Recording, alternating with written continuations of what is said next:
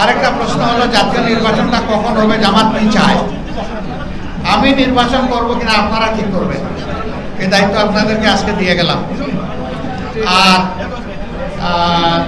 জামাত কখন নির্বাচন চায়, প্রধান উপদেষ্টা বলেছেন যে এবছরের ডিসেম্বর থেকে আগামী বছরের জুনের ভিতরে নির্বাচন দিবেন। আমরা দেখতে চাই যে তিনি তার কথার উপরে ঠিক থাকবেন।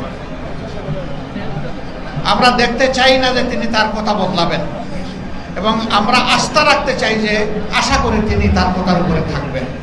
এখন 6 মাসের এই রেঞ্জের মধ্যে কখন সুইটেবল হবে? 2টা মাস সকল বিবেচনায় সুইটেবল হতে পারে। যেহেতু কিছু সংস্কারের প্রশ্ন জড়িত রয়েছে, একটু সময় লাগবে। এই জন্য ডিসেম্বরের ভিতরে এটা হতেও পারে, নাও হতে পারে, এখানে 50-50 চান্স।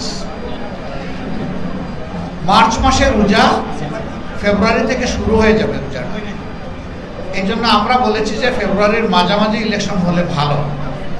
একান্ত যদি 1-2 মাস লাগে, আমাদের এই কথাটা কোরআনের কোনো আয়াত না যে এটা পরিবর্তন করা যাবে না, প্রয়োজন, তাহলে নেক্সট সুযোগটা হতে পারে রোজার পর এপ্রিল মাস। এরপরে আর গেলে এদেশে ইলেকশন করা খুবই জটিল হবে, কঠিন হবে। আমাদের আবহাওয়া সাধারণত এই সময় ভালো থাকে না, এই সময় কালবৈশাখীর আশঙ্কা থাকে, এই সময় ঝড় ঝাপটা, বৃষ্টি, বাদল, বন্যা, অনেক কিছু থাকে।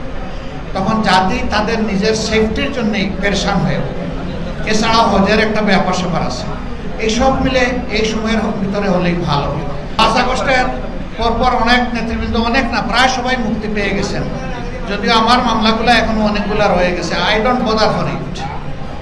তবে একজন চরম মুসলিম নেতা এটিএম আজহারুল ইসলাম, তিনি এখনো মুক্তি পাননি। তিনি কবে মুক্তি পাবেন?